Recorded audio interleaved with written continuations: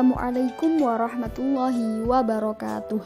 Kami dari kelompok 14 kelas PAI 5A yang beranggotakan 1. Nisfu Laili Hidayah, yang kedua Muhammad Habibur Rahman, dan yang ketiga Ike Rahayu Putri akan mempresentasikan hasil diskusi kami tentang materi pembelajaran Al-Quran Hadis kelas 12 semester 2. Pada semester 2 terdapat 4 bab yang akan kita bahas. Yang pertama, bab kewajiban berdakwah. Yang kedua, bab amar ma'ruf nahi mungkar. Bab ketiga tentang demokrasi. Dan bab keempat yakni jujur dan adil. Bab 1 tentang kewajiban berdakwah. Secara etimologi, dakwah berasal dari kata da'a yada'u yang berarti mengajak, mendorong, seruan, menasehati, mengundang, dan memohon. Sedangkan secara istilah, dakwah adalah ajakan kepada keinsyafan atau usaha mengubah sesuatu yang tidak baik kepada sesuatu yang lebih baik terhadap pribadi maupun masyarakat. Adapun perintah berdakwah dijelaskan di dalam Quran surat An-Nahl ayat 125 yang berbunyi Ud'u ila sabili rabbika bil hikmati wal mau'izatil hasanati wajadilhum billati hiya ahsan inna rabbaka huwa a'lamu biman dhalla an sabilihi wa huwa a'lamu bil muhtadin. Artinya, serulah manusia kepada jalan Tuhanmu dengan hikmah dan pengajaran yang baik, dan berdebatlah dengan mereka dengan cara yang baik. Sesungguhnya Tuhanmu, dialah yang lebih mengetahui siapa yang sesat dari jalannya, dan dialah yang lebih mengetahui siapa yang mendapatkan petunjuk. Menurut tafsir Kemenak Republik Indonesia, ayat tersebut memberikan pedoman kepada Rasulullah tentang bagaimana cara mengajak manusia atau berdakwah ke jalan Allah Subhanahu wa taala dengan meletakkan dasar-dasar dakwah untuk pegangan bagi umatnya di kemudian hari di dalam mengemban tugas dakwah. Dalam ayat tersebut, para ulama menjelaskan terdapat beberapa prinsip umum metode dalam berdakwah, yakni diantaranya adalah yang pertama metode hikmah, perkataan yang jelas disertai dalil sehingga dapat menghilangkan keraguan. Yang kedua mau'idhah hasanah, yakni nasihat yang menjurus kepada keridhaan Allah dan dapat melembutkan hati. Yang ketiga metode mujadalah, yaitu berdialog yang disampaikan dengan sopan dan menggunakan argumen yang benar. Selain itu, terdapat hadis riwayat Muslim yang berbunyi man da'a ila huda kana lahu minal ajri mithlu ujurihim man tabi'ah la yanqusu dzalika min ujurihim syai'a wa man da'a ila dhalalah kana 'alaihi minal itsmi mithlu athami man tabi'ah la yanqusu dzalika min athanihim syai'a. Artinya, dari Abu Hurairah, siapa saja yang mengajak kepada petunjuk atau kebenaran, maka baginya pahala kebaikan seperti pahala orang yang mengikutinya, dan tidak mengurangi sedikit pun pahala mereka yang mengikutinya. Sebaliknya, siapa saja yang mengajak kepada kesesatan, maka akan mendapatkan dosa sebagai balasan perbuatannya sendiri dan ditambah dari perbuatan orang-orang yang mengikutinya. Hadis tersebut menjelaskan bahwa pahala orang yang berdakwah itu sangatlah besar, bukan hanya pahala yang diberikan Allah atas perbuatan yang dilakukannya sendiri, tetapi juga akan diberikan pahala sebanyak pahala orang-orang yang mengikuti perbuatan baik tersebut, dan tanpa dikurangi sedikit pun. Sebaliknya, orang yang mengajak berbuat keburukan, maka dia akan mendapatkan dosa dari perbuatan yang dilakukannya, ditambah dari dosa orang-orang yang mengikuti perbuatan buruk tersebut. Dapat diambil hikmah dari hadis di atas bahwasannya setiap muslim dianjurkan untuk selalu berbuat baik, untuk diteladani muslim lainnya, dan melarang melakukan keburukan karena akan berakibat buruk bagi dirinya sendiri dan bagi orang lain. Bab 2 tentang amar ma'ruf nahi mungkar. Amar ma'ruf nahi mungkar adalah mengajak kepada perbuatan yang baik dan mencegah kepada perbuatan yang mungkar atau buruk. Kita pun diperintahkan untuk beramar ma'ruf nahi mungkar sebagaimana yang dijelaskan dalam Quran surah Ali Imran ayat 104 yang berbunyi, wal takum minkum ummatun yad'una ilal khairi wa ya'muruna bil ma'rufi wa yanhauna 'anil munkar wa ulaika humul muflihun. Artinya, dan hendaklah ada di antara kamu segolongan umat yang menyeru kepada kebajikan, menyuruh kepada yang ma'ruf dan mencegah dari yang mungkar, merekalah orang-orang yang beruntung. Menurut tafsir Kemenak Republik Indonesia, untuk mencapai maksud di atas perlu adanya segolongan umat Islam yang bergerak dalam bidang dakwah yang selalu memberi peringatan bila mana nampak gejala-gejala perpecahan dan penyelewengan. Karena itu pada ayat ini diperintahkan agar supaya di antara umat Islam ada segolongan umat yang berlatih di bidang dakwah yang mana dengan tegas menyerukan kepada kebaikan, menyuruh kepada yang ma'ruf atau baik, dan mencegah dari yang mungkar atau keji. Selain itu, terdapat hadis yang memerintahkan untuk mengubah kemungkaran, yakni di dalam hadis riwayat Muslim dari Abu Sayyid Al-Khudri yang berbunyi, man ra'a minkum mungkaron falyughayyirhu biyadihi fa in lam yastati' fa bilisanihi fa in lam yastati' fa biqalbihi wa dzalika at'aful imani. Artinya, barang siapa di antara kalian melihat suatu kemungkaran, maka ubahlah dengan tangannya. Jika tidak mampu, maka ubahlah dengan lisannya, dan jika tidak mampu, maka ingkarilah dengan hatinya. Ini merupakan serendah-rendahnya iman. Hadis riwayat Muslim nomor 49.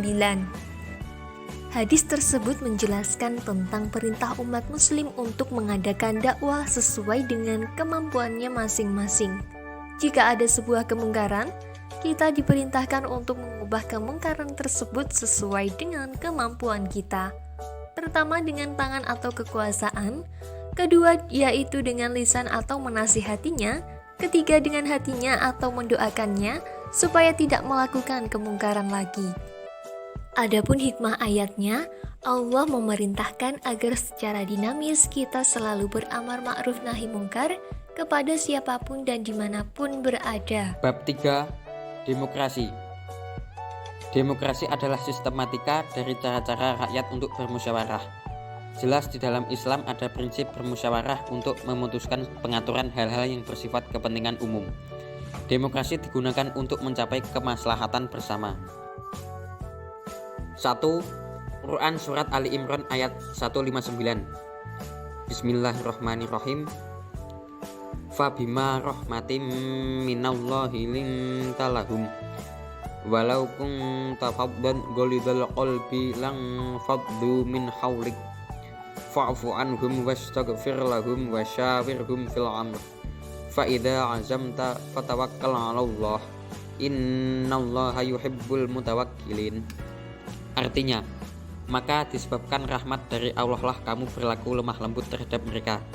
Sekiranya kamu bersikap keras lagi berhati kasar, tentulah mereka menjauhkan diri dari sekelilingmu. Karena itu maafkanlah mereka, mohonkanlah ampun bagi mereka, dan bermusyawarahlah dengan mereka dalam urusan itu. Kemudian apabila kamu telah membulatkan tekad, maka bertawakallah kepada Allah. Sesungguhnya Allah menyukai orang-orang yang bertawakal kepadanya. Kandungan ayat. 1. Berlaku lemah lembut, tidak kasar dan tidak berhati keras. 2. Memberi maaf dan membuka lembaran baru karena bisa terjadi perbedaan pendapat, menyinggung perasaan, mengeruhkan pikiran, bahkan bisa terjadi pertengkaran. 3. Memohonkan maghfirah atau ampunan ilahi untuk mencapai hasil yang terbaik dari hasil musyawarah. 4. Tawakal kepada Allah sebagai wujud kesadaran bahwa hidup adalah pengabdian kepada Allah Subhanahu wa Ta'ala. 2. Hadis riwayat Bukhari dari Abu Hurairah. An Abi Hurairah radhiyallahu anhu qala Qala Rasulullah sallallahu alaihi wasallam, idza duyiat al-amanatu fangtadir as-sa'ata. Qala kaifa idha'atuha ya Rasulullah? Qala idza usnidal amru ila ghairi ahlihi fangtadir as-sa'ah. Artinya, dari Abu Hurairah radhiyallahu anhu mengatakan, Rasulullah Shallallahu alaihi wasallam bersabda, jika amanah telah disia-siakan, tunggu saja kehancuran terjadi. Ada seorang sahabat bertanya, bagaimana maksud amanat disia-siakan? Nabi menjawab, jika urusan diserahkan bukan kepada ahlinya, maka tunggulah kehancuran itu. Hadis riwayat Bukhari nomor 6. Kandungan hadis. Hendaknya urusan diberikan kepada orang yang dapat dipercaya dan ahli di bidangnya. Jika urusan telah diserahkan kepada yang bukan ahlinya, sedangkan orang yang layak untuk menjalankan urusan tersebut tidak diberi peluang yang sewajarnya, ini bermakna kehancuran tidak lama lagi akan terjadi. Bab 4. Jujur dan adil. Jujur adalah perilaku positif dengan berkata sebenarnya, tidak curang, serta perbuatan dan perkataan yang tidak berlawanan. Perilaku jujur menyebabkan muslim memperoleh kepercayaan di lingkungan sekitar. Sedangkan adil adalah meletakkan sesuatu pada tempatnya. Maksudnya, memenuhi hak-hak orang yang berhak dan melaksanakan tugas-tugas atau kewajiban sesuai dengan fungsi dan peranannya dalam masyarakat. 1.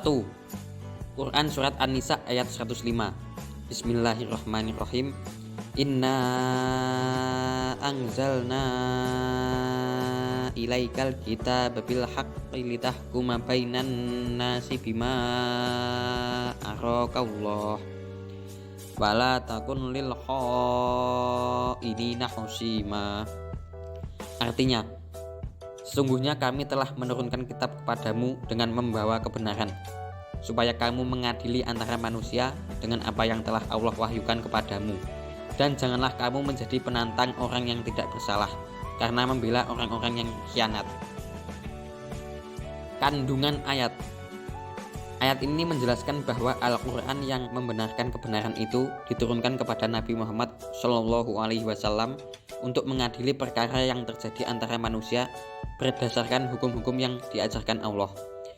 Berdasarkan kitab itu, Nabi Muhammad Shallallahu alaihi wasallam memutuskan suatu perkara dengan adil.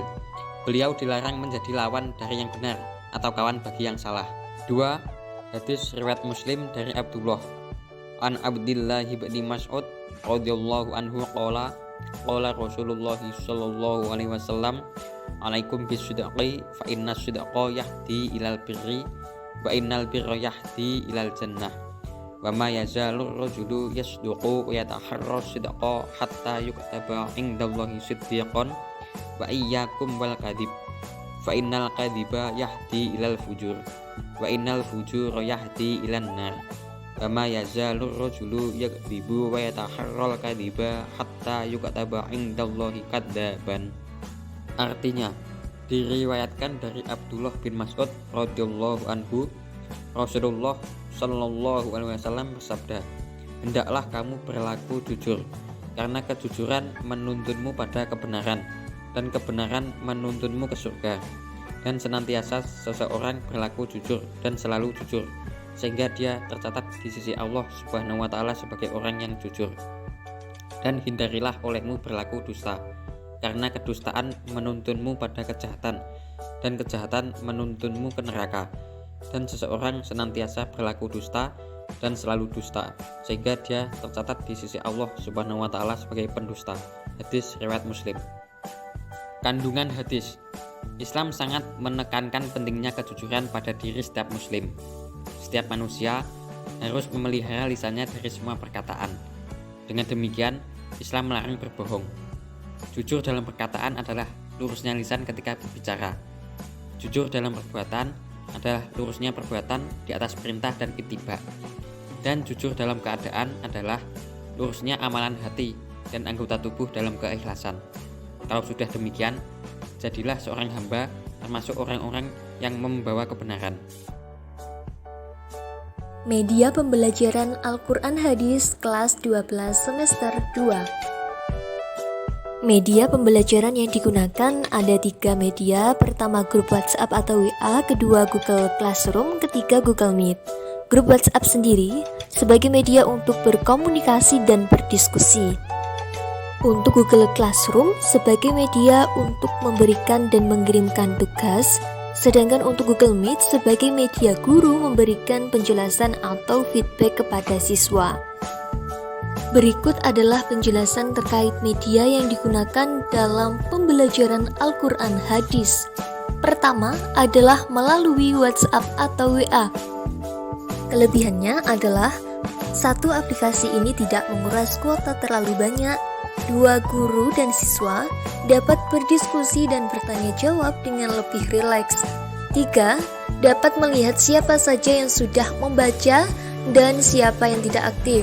4, guru dapat mengirimkan dokumen, foto, audio, ataupun video sebagai materi pembelajaran kepada siswa. 5, guru dan siswa dapat mengulang materi pembelajaran dengan mudah. Sedangkan untuk kekurangan media WhatsApp adalah, 1, pengguna harus terhubung dengan layanan internet untuk menggunakan aplikasi ini. 2, komunikasi hanya dengan chat saja, dan kapasitas orang juga terbatas jika ingin bertatap muka secara virtual atau video call. Selanjutnya adalah melalui Google Meet.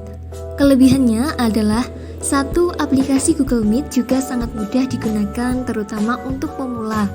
2, mempunyai ukuran yang ringan sehingga penggunaannya menjadi lebih cepat.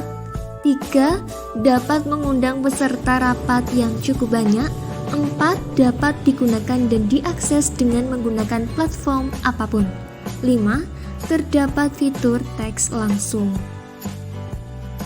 Sedangkan untuk kekurangannya adalah dapat membebani sumber daya hardware dan sistem, belum memiliki fitur touch up my appearance yaitu filter kulit. Fitur relatif terbatas jika dibandingkan dengan lainnya dan tidak dapat mengubah layar background. Selanjutnya adalah melalui Google Classroom. Kelebihan dari Google Classroom ini adalah, 1, sangat mudah digunakan untuk pemula. 2, mudah mengelola tugas yang diberikan. 3, file masuk ke Google Drive. 4, mudah meninjau tugas, dan 5, gratis. Adapun kekurangannya adalah, 1, tampilan yang kurang menarik.